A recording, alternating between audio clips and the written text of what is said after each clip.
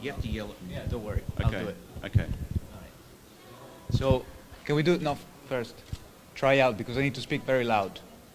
Is that okay? Okay. Okay. Fred Film Radio, this is Niccolo Comatti here, the 73rd edition of Venice Film Festival, and today I'm joined by Andrew Dominik. Welcome. Hi. How are you? Not bad, and you? Not too bad. Yeah.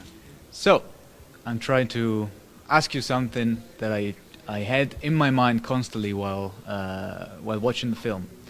What I really sensed was a dignity. You know, there's sort of like a strive to preserve dignity and contemplating something so difficult to represent on film as well. Yeah. And I kind of sense these sort of layers, or maybe some sort of cinematic shields. Maybe start even from the title, you know, One More Time with Feeling, or the 3D, or perhaps the breaking of the fourth wall from the very beginning. Yeah. Was it like your way to kind of try to give these layers so you wouldn't ever have these sort of cheap moments of sentimentality, or it was maybe another need that you had? I mean, I think obviously the danger is it going to turn into some kind of grief porn, you know, and is it somehow going to devalue the experience, or is it exploitative of of a tragedy, you know?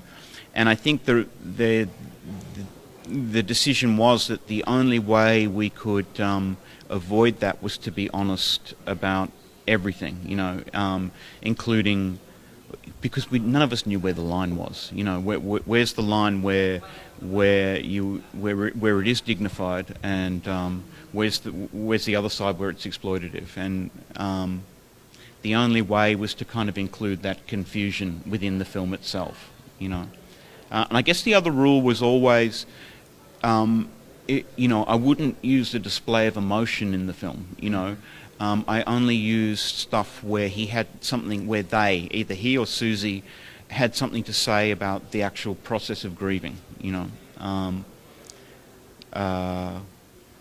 There's also another kind of leitmotif that is Nick's poetry as well, if I may say that. And I wonder how you worked with that, you know, with the footage and himself, and of course you need to deal with, you know, the psyche and the emotions of the man after shooting. Okay, well, it was a practical problem at first. I mean, you know, I had to make a film, and the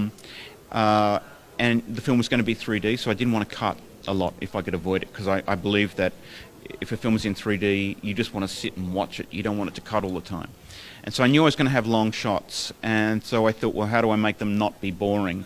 And I came up with the idea that we should use voiceover. You know, we should sort of... I mean, Nick's going through his life, you know what I mean, and he's dealing with his daily problems of, like, trying to make a record and all that sort of stuff. But inside him is a constant kind of... you know, there's a sort of questioning, or there's a kind of sorrow, or there's a part of him that's not in the world. There's a part of him that's dealing with his feelings. And so the idea came up to do voiceover, to try and express that, you know. But I didn't want it to be polished, you know. I didn't want it to be carefully worked out or presented. So we came up with this idea that Nick would just... he would read little scraps out of his songbooks, or if he had a dream, he would record it. He just did it all on his iPhone. It's all recorded on his iPhone. And or various musings on topics, I would ring him up and say, can you say something about how you felt, you know? And he would just send me this stuff. And I'd wake up in the morning, and there it would be, and we had hours of it. And we just tried out against footage, you know, and where things seemed to sit, you know, we collected a lot of these moments, and then a certain shape started to suggest itself. So it was just a kind of a, you know, practical thing to start with. Worked out brilliantly. I'm very glad.